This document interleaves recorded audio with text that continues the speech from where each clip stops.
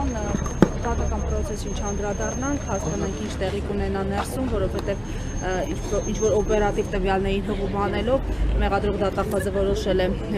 հապճեպ խափանմիջոցի հարց քննարկել, առավել մանրամասն ծանոթանալուց հետո նաև ձեր դիրքորոշումը կլսենք, բայց այս իրականության առնչվող համատեքստին անդրադառնանք, տեսակ 3 ավետիս էին տարածում ԿՊ-ական պաշտոնյաները, որ խաղաղությունը հասել է Երևան ռուսական ցորենի եւ ղազախական ցորենի տեսքով շուտով կհասնի, այս առնչությամբ ձեր դիտարկումները Բաքվից հնչող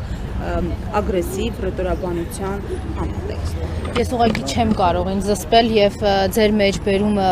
հղումը դատախազության արած օպերատիվ տվյալներին ուղղակի այս պահի դրությամբ այդ դրվագը չեմ կարող չմեկնաբանել, որովհետեւ ուղղակի անկեղծ չեմ լինի մեր հասարակության հետ, եթե չասեմ, որ ես գիտեմ այդ ինչ օպերատիվ տվյալ է։ Դուք էլ գիտեք այդ ինչ օպերատիվ տվյալ է։ Նիկոլի SMS-ն է։ Չգիտենք այդ ինչ օպերատիվ տվյալ է, ինչ ձայնագրությունները չենք լսել, որ ուզեք չուզեք կալանքը պտի տակ։ Չենք տեսել դատանի նախագահները ոնց են գնում Նիկոլի մոտ ասելու վայ 99 ենք կալանավորել, 101-ին պլստացել է, չենք կալանավորել, այդ հարցն էլ կլուծենք, մի անհանգստացեք։ Չենք տեսել այդ Facebook-յան ստատուսները, որի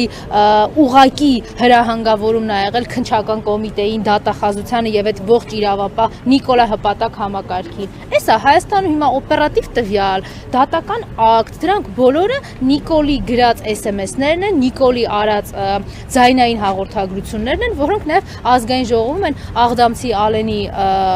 անփութության արդյունքում նաեւ միկրոֆոնների մեջ մենք բոլորս լսել տեսել ենք Հայաստանի քաղաքացիներ հիմա կարող են ամբողջը համացանցում փնտրել եւ այս ամեն ինչը վերհիշել։ Էս է իրանց օպերատիվ տվյալը։ Նիկոլի ուղիղ հրամանով է։ Իհարկե, օպերատիվ տվյալ այսօր Հայաստանում գոյություն ունի դատախազության եւ քննչականների համար միայն Նիկոլի հրահանգով, որովհետեւ Հայաստանի Հանրապետությունում որևէ իրավակարգ չի գործում։ Այդ իրավակարգը վերացրել են հենց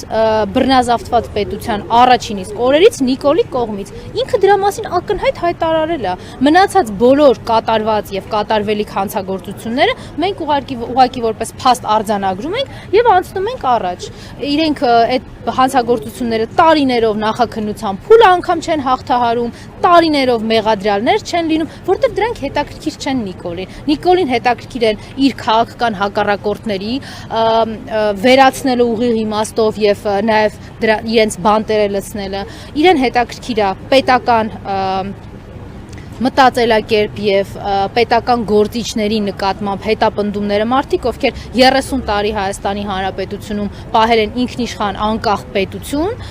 երկու հայկական պետություն եւ իրեն հետաքրքիր է բնականաբար